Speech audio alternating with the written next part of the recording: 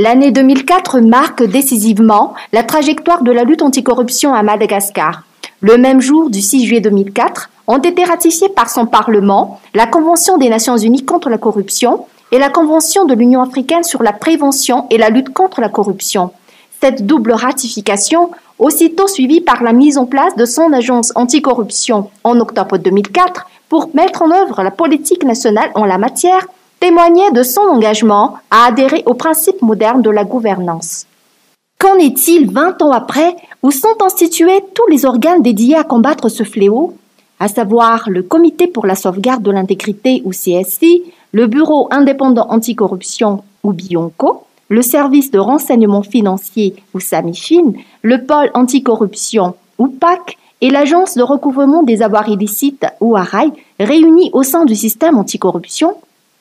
En novembre 2019, la mise en œuvre par Madagascar des dispositions de la Convention africaine a fait l'objet d'une évaluation par le Conseil consultatif de l'Union africaine sur la corruption. L'ancien directeur général du BIONCO, alors membre de ce conseil, fit partie de la mission chargée de mesurer les efforts déployés par Madagascar à cet égard. Les avancées ont été mises en exergue parallèlement aux grands défis à faire face.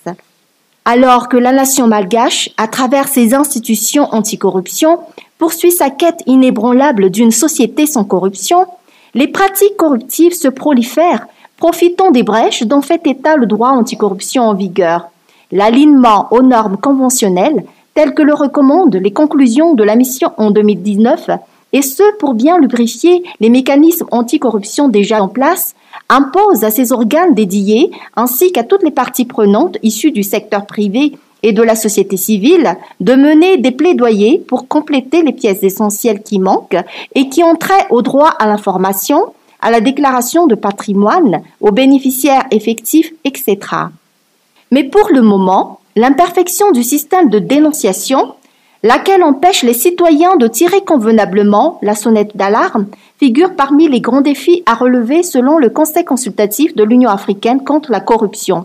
C'est la raison pour laquelle le 7e dialogue politique annuel, qu'il organise annuellement, s'articule autour du thème « Mécanisme de protection efficace des lanceurs d'alerte, outils essentiels dans la lutte contre la corruption ». Et c'est justement à cela que s'attelle la table ronde qui nous réunit aujourd'hui et par le biais de laquelle nous célébrons cette journée africaine de lutte contre la corruption.